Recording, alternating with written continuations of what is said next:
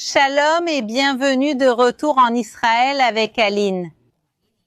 Aujourd'hui, nous sommes venus au sommet du mont Carmel pour découvrir l'un des sites les plus dramatiques et importants de l'histoire biblique. Le lieu de la bataille entre Élie et les prêtres de Baal, où Dieu a montré sa puissance et sa force devant tout le peuple, et nous allons découvrir le deuxième défi secret qu'Élie a lancé contre Baal. Alors, si vous êtes prêts, commençons.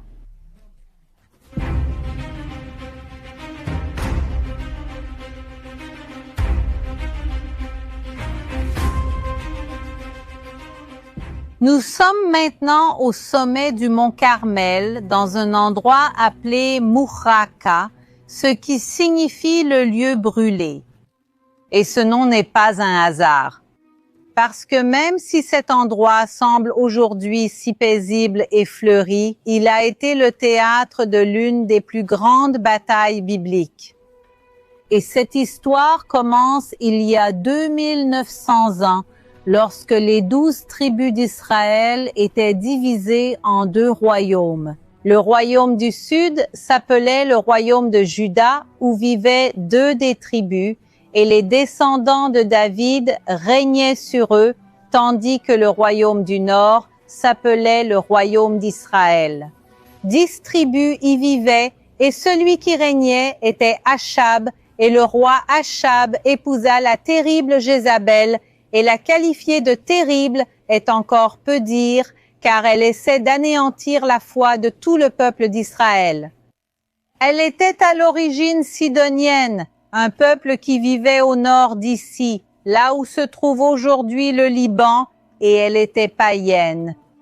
Elle adorait plusieurs dieux, mais surtout Baal et Ashéra, et non seulement elle pratiquait l'idolâtrie.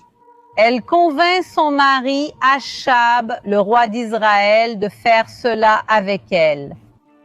Et ensemble, ils persécutent et tuent, exterminent tous les prophètes de Dieu, sauf qui?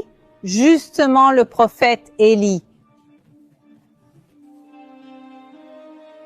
Et Jézabel parvient à convaincre une grande partie du peuple d'Israël d'adorer Baal avec elle. Et où faisait-il cela? Normalement dans des lieux élevés, au sommet des collines et des montagnes. Et maintenant, je veux vous montrer exactement où nous sommes. Alors venez avec moi, nous allons monter encore plus haut.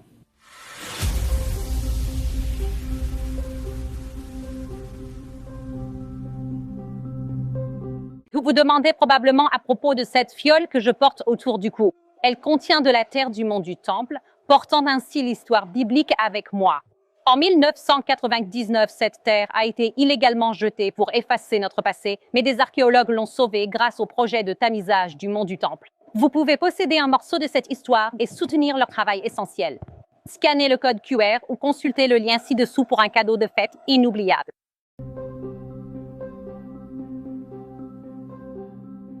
Waouh, les amis, la vue ici est vraiment spectaculaire. Je n'ai pas de mots pour décrire tout ce que l'on peut voir d'ici.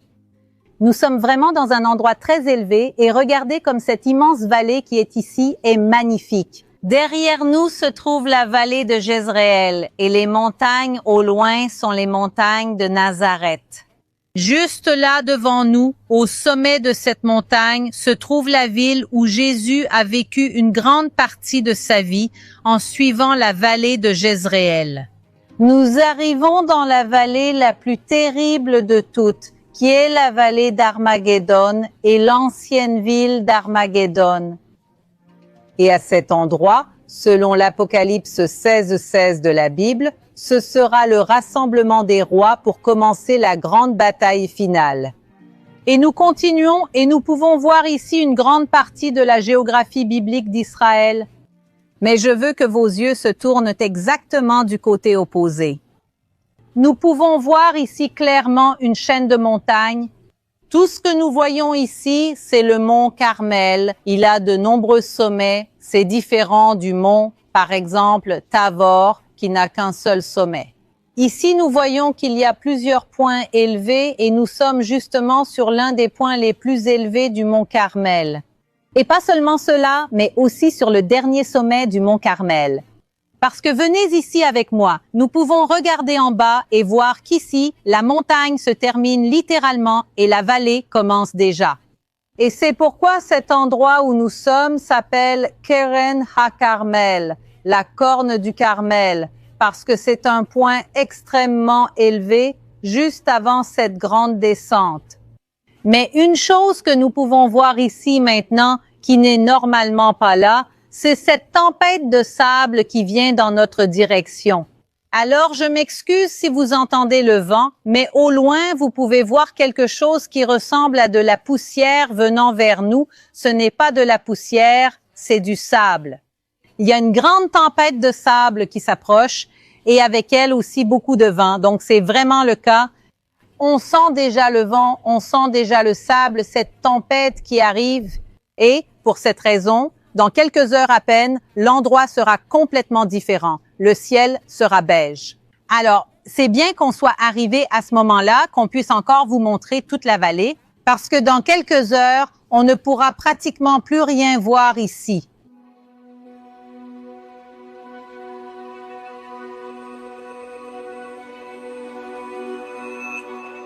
Et le peuple d'Israël montait dans des endroits élevés comme celui-ci, pour adorer, mais pour adorer Baal. Et imaginez la douleur d'Élie en voyant cela, le peuple se détournant vers Baal, vers Ashéra, et il était très clair que quelque chose devait être fait.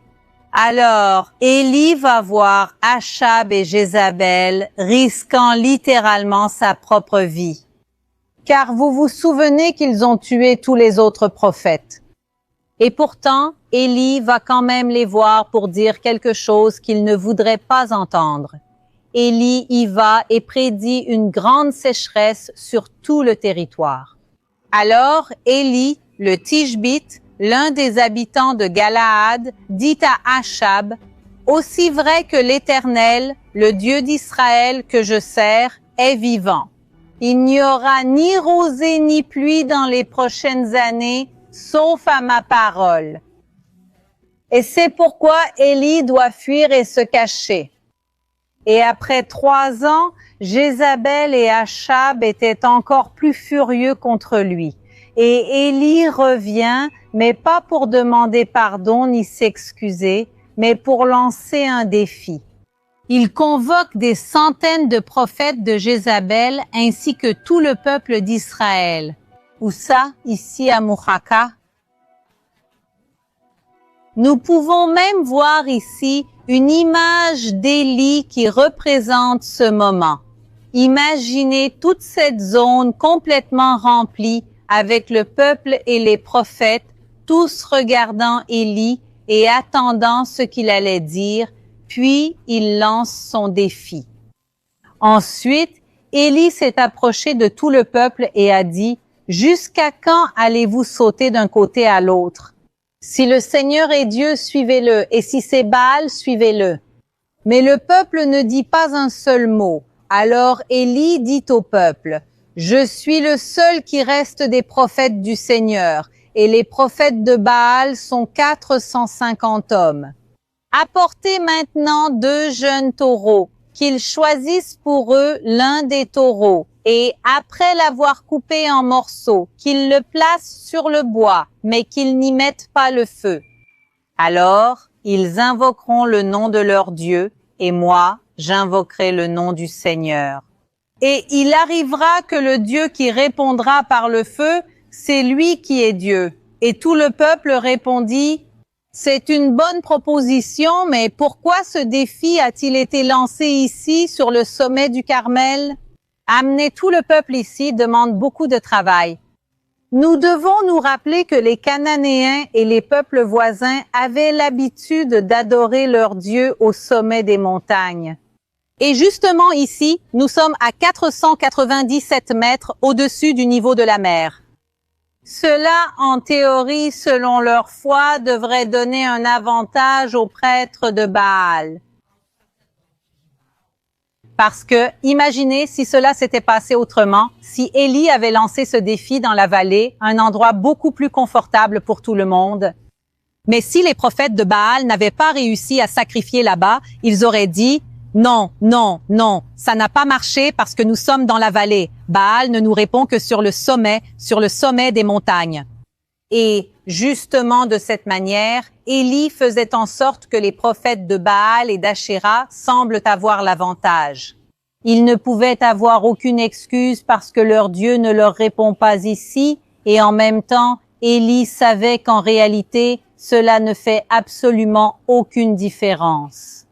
Parce que Dieu, qui est tout-puissant, omniprésent et omniscient, peut nous entendre et nous répondre de partout. Et pour cette raison, pour lui, cela ne faisait vraiment aucune différence où il se trouvait. Mais la Bible nous raconte aussi qu'à cet endroit, il y avait un autel dédié à Dieu qui était soit détruit, soit abandonné.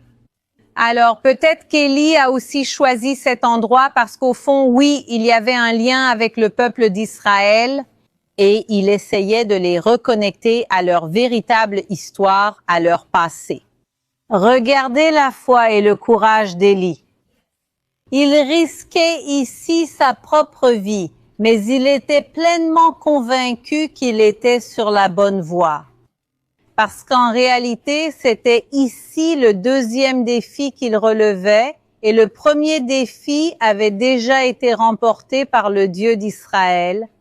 Et quel a été le premier défi? Le premier défi n'a pas été explicitement ouvert et déclaré comme le second, mais il avait certainement lieu, et c'était le défi de la pluie. Réfléchissez avec moi, Jézabel. Elle soutenait 450 prophètes de Baal et encore 400 prophètes pour Achéra. Ils étaient comme un couple principal de Dieu dans le panthéon de cette époque, dans le panthéon païen cananéen. Baal était le dieu des tempêtes, de la pluie, du tonnerre et de la fertilité de la terre, et Achéra, sa femme, était la déesse mère qui apportait la vie à la terre. Et la sécheresse qui sévissait à cette époque durait déjà depuis plus de 3 ans. Elle causait de graves problèmes à l'agriculture, à la fertilité de la terre. Il y avait un manque de nourriture. Et quelle meilleure façon de prouver à tous que ni Baal ni Achéra ne contrôlaient la pluie ou la terre que de provoquer une sécheresse. Élie parvient à prouver que Baal n'est pas le dieu de la pluie, que ce n'était pas lui qui apportait la pluie. 3 ans de sécheresse, des centaines de prêtres adoraient et sacrifiaient à Baal et Achéra chaque jour et rien ne se passait. La sécheresse était la preuve de l'accomplissement de la parole de Dieu à travers Élie. Mais même après plus de 3 ans de sécheresse, le peuple n'était toujours pas convaincu. Ils prirent le jeune taureau qui leur avait été apporté, le préparèrent et invoquèrent le nom de Baal. Depuis le matin jusqu'à midi, ils disaient « Ô Baal, réponds-nous ». Cependant, aucune voix ne se fit entendre et personne ne répondit. Et ils se mirent à sauter autour de l'autel qu'ils avaient construit. À midi, Élie commença à se moquer d'eux en disant « Criez plus fort puisqu'il est Dieu. Peut-être qu'il médite, qu'il est occupé ou qu'il est en voyage. Peut-être qu'il dort et qu'il faut le réveiller. » Et ils criaient à haute voix et se tailladaient avec des couteaux et des lances, selon leur coutume, jusqu'à ce qu'ils soient couverts de sang. Après midi, ils prophétisèrent jusqu'à l'heure du sacrifice du soir, mais il n'y eut ni voix, ni réponse, ni aucune attention. Pendant des heures et des heures, les prophètes de Baal ont essayé, ils ont tout fait, mais ils n'ont reçu aucune réponse. Ils sont même allés jusqu'à s'autoflageller, à mutiler leur propre corps jusqu'à saigner. Et rien, absolument rien ne s'est passé. Et puis, vers 15 heures, qui était à peu près l'heure du sacrifice du soir, celui qui était offert au Dieu d'Israël. Alors, Élie prépare son autel. Regardez, il y a une église juste derrière nous. Entrons-y pour voir de près son autel. Venez avec moi.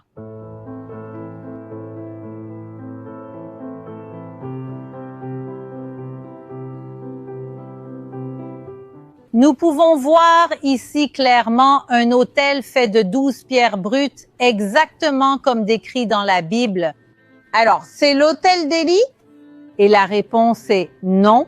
L'autel d'Élie, avec le temps, a disparu et cet autel a été construit plus tard. Mais cela nous aide à voir à quoi aurait ressemblé l'autel d'Élie.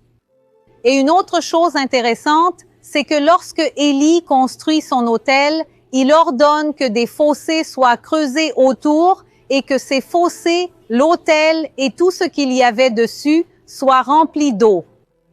Mais où peut-on trouver de l'eau ici, au sommet de la montagne, en si peu de temps? La seule façon logique, c'est par des citernes, et justement ici, nous pouvons voir qu'il y a une citerne. Les archéologues et les spécialistes pensent que cette citerne est postérieure à l'époque d'Élie. Mais elle nous aide au moins à constater qu'il y a ce phénomène sur la montagne. Et probablement une citerne semblable à celle-ci a été utilisée pour puiser de l'eau afin de la verser sur l'autel. Quand l'heure du sacrifice du soir arriva, le prophète Élie s'approcha de l'autel et dit: « Ô Seigneur, Dieu d'Abraham, d'Isaac et d'Israël, qu'aujourd'hui il soit connu que tu es Dieu en Israël et que je suis ton servante et que, selon ta parole, j'ai fait toutes ces choses. Réponds-moi, Seigneur, réponds-moi afin que ce peuple sache que toi, Seigneur, tu es Dieu et que tu as tourné leur cœur vers toi. » Alors, le feu du Seigneur tomba et consuma l'holocauste, le bois, les pierres et la terre, et il lécha même l'eau qui était dans le fossé.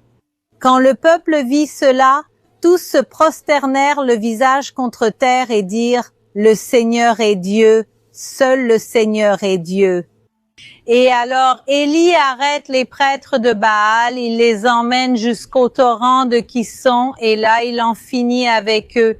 Et où se trouve le torrent de Kison?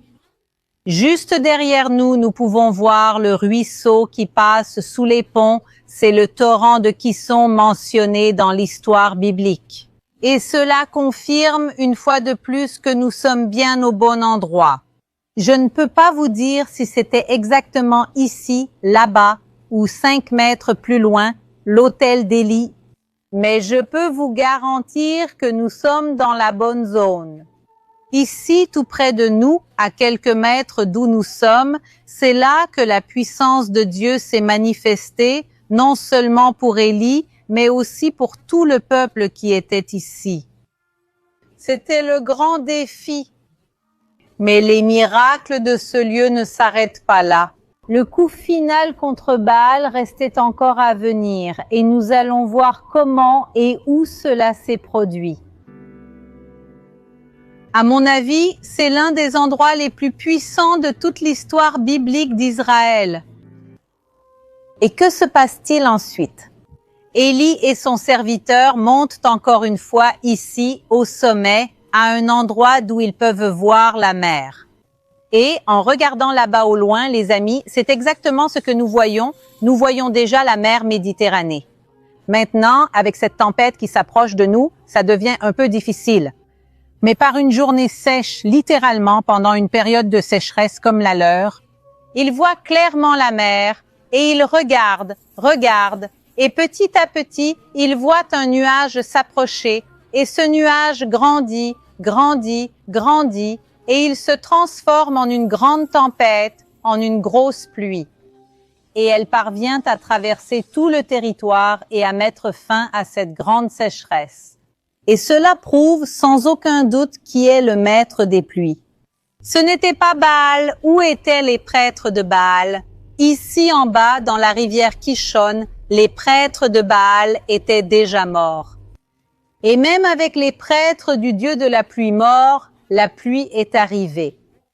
Parce que celui qui apporte la pluie à Israël et au monde, c'est seulement Dieu, le Dieu Tout-Puissant, omniprésent et omniscient, qui s'est manifesté ici. Dans ces deux défis, l'un plus ouvertement sur l'autel, mais l'autre d'une manière plus voilée, comme souvent Dieu se révèle à nous.